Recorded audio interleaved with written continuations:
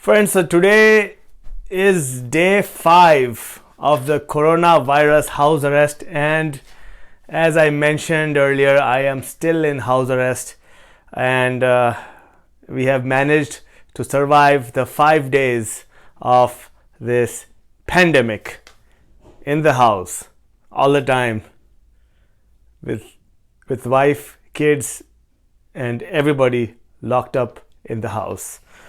But today I did not record multiple shots and videos with my video logs. Instead, I just made notes throughout the day, and then I thought I'll do it at night. And so it is the end of my day 5 in the coronavirus house arrest, and I have made some notes. First and foremost, today's day was extremely boring, and nothing eventful happened today. Nothing very much interesting. As usual, I woke up at 7:30 in the morning. I looked out. It was pretty cold. It was close to 1 degree centigrade outside, and so it was very cold. So there was no incentive to really go out today. So I woke up at 7:30 and got right to work, and around 8:15 my kids woke up. They just woke up, and they were also, for some reason, very bored and very demotivated. Didn't just wanted to chill back and relax. Didn't have any intention of studying or playing or doing anything specific. They did want to play, but they did not want to do any or take part in any activity as such. I printed off some tracing paper to trace some numbers for them, and then usually they like to trace numbers, but today even that was boring for them. And my older one even said that she didn't want to trace no numbers, she didn't want to fold laundry, or she didn't even want to watch TV. And that was a big shocker, because usually they never say no to watching television. So that was with the kids. And then next update that I have is about the coronavirus cases. As I have mentioned, the coronavirus is going to get to all of us at some point of time, it feels like, because the coronavirus cases keep on increasing.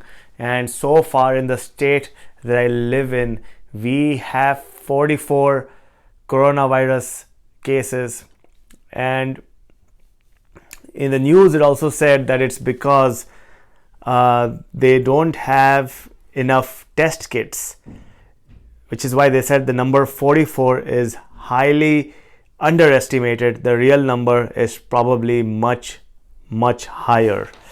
So that is the update for the coronavirus. And other than that, I ordered some kids toys from Amazon.com website last week, and those toys have arrived.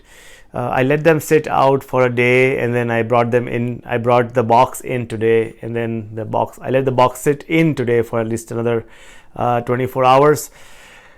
So tomorrow we are going to unbox it, and I've ordered some puzzles.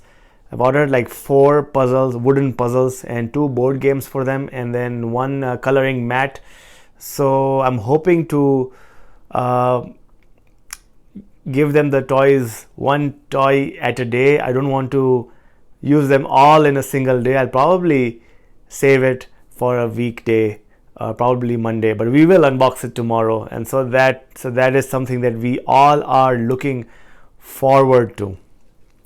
But that brings up something cool that Amazon and other big box stores are doing.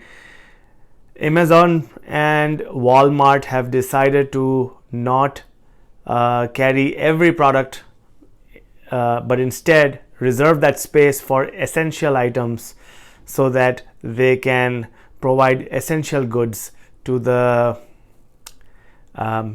consumers. And for that reason, I had ordered Wagh Bakri brand chai, instant chai for myself, cardamom flavor, and they have cancelled that order, and instead they are saving their shelf space or warehouse space for essential goods only. And I think it is very, very commendable that they are doing that. The next thing on my list is, so today, today was one of those days where I was hanging out with my friends on a social networking platform, and for whatever reason, the topic of today's discussion was bidet.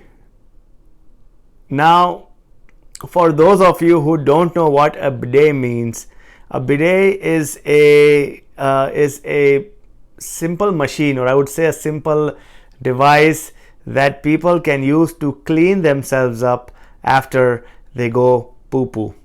Yep. So that is what a bidet is, and it is not a paper-based product. It is a water-based product, which means it dispenses water jet for cleaning purposes.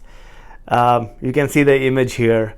But yeah, so the topic for today was bidet. As I have mentioned in my previous videos, that the bidets are sold out across big box stores in America, and a lot of people, Indians probably already had bidet. At least the first generation Indians probably had bidets in their houses, but now bidets are being adopted as an alternative to toilet paper by a lot of American people and American families. And very interesting topics and very interesting discussions came up when we were discussing about bidets. And I've noted down some of the questions that came up, and actually they were not questions, they were topics, but I have noted them down as questions. And if you think I am exaggerating, I probably am exaggerating a little bit, because you cannot get good comedy without any exaggeration. So I'm going to read out some of the questions that were asked when we were discussing about the bidet. Yeah, I didn't answer any questions, even though I have a lot of experience using bidets around the world, but the questions were hilarious, which is why I'm going to read them out for you. One question that came up was, so is it like if you use a bidet and it gets wet, how do you dry it when you don't have toilet paper? I'm not going to answer any questions. I'm just going to read the questions out to you. The other question that came up was, do you use soap before you use the bidet? The other question was, very interesting, how does it even kill all the germs if you don't use soap? One person even went ahead and asked, do bidets come with blow dryers that dispense air so that it can dry you up after you are done using it? One person even asked me, now I don't know what the intention was of asking this, but they asked me, and this is not from today's conversation. This question was asked me by another friend a long time ago, and I don't know what the intention was, but the question was, what does it feel like? And another question was, is there a risk of injury if the pressure of the water is too high? To all these questions, I just smiled and said, you will all find your answers when the toilet paper is extinct from this planet. So that's it for today, guys. It is time for me to go to bed. This was the day 5, and we have survived 5 days of house arrest because of coronavirus. And if you are watching this Please do take this coronavirus very, very seriously. It is a serious matter. It is not only a health concern. It is a concern to people's livelihood. The economies are crashing. Financial well-being is getting destroyed. A lot of people are losing their jobs because of coronavirus. A lot of industries have crashed. A lot of families have been separated because they cannot meet each other. And the only way to bring all this back up is to maintain precaution and slow down the spread of coronavirus. And after spending 5 days in house arrest, just 5 days is was brutal and killing. So imagine if you have to go through for the next year, a year and a half, 2 years, God knows how long. Imagine how painful it will be, and especially when there is no income and no food left and nobody to stock the grocery store shelves. It could get very painful. Apart from that, hats off and thanks to all the grocery store employees, grocery store workers, healthcare providers, cops, fire people, and everybody who is doing physical work out there in the midst of this pandemic. It is very, very appreciative. Thank you. That's it for tonight, guys. Have a good one.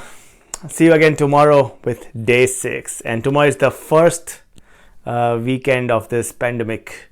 First weekend of the house arrest during this pandemic. So we'll catch up with you tomorrow. Bye.